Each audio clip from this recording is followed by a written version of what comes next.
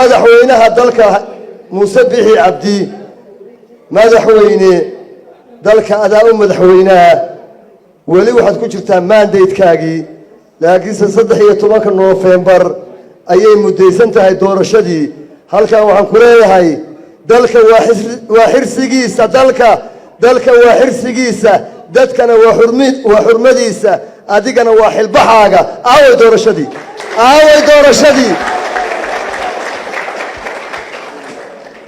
dalka xirsi bay u tahay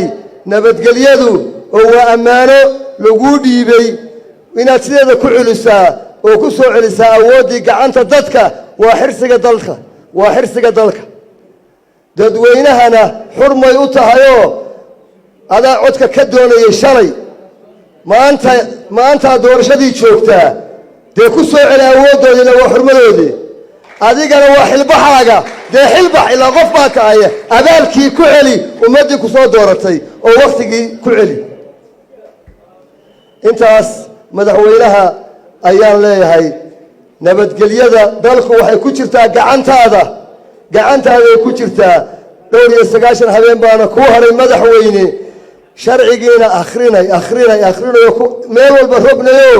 weynay meel doorashada madaxweynaha dhaafsiisan weyne waxayna mudaysan tahay 13 November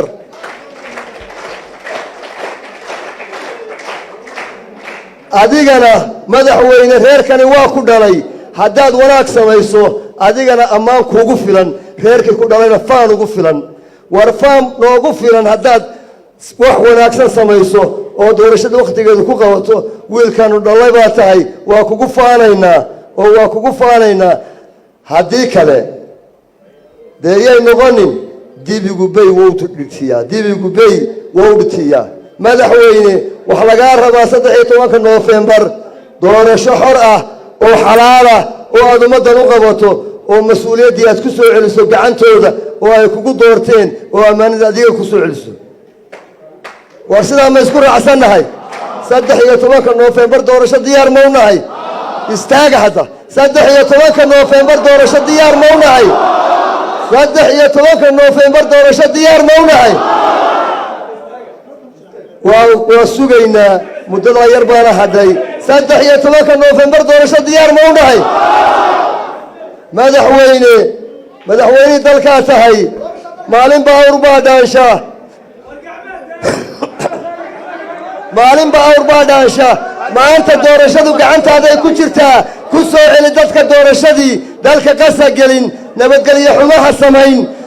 haddii sharcigu xumaado adaa xumeeyey wasalaamu calaykum waraxmatullaahi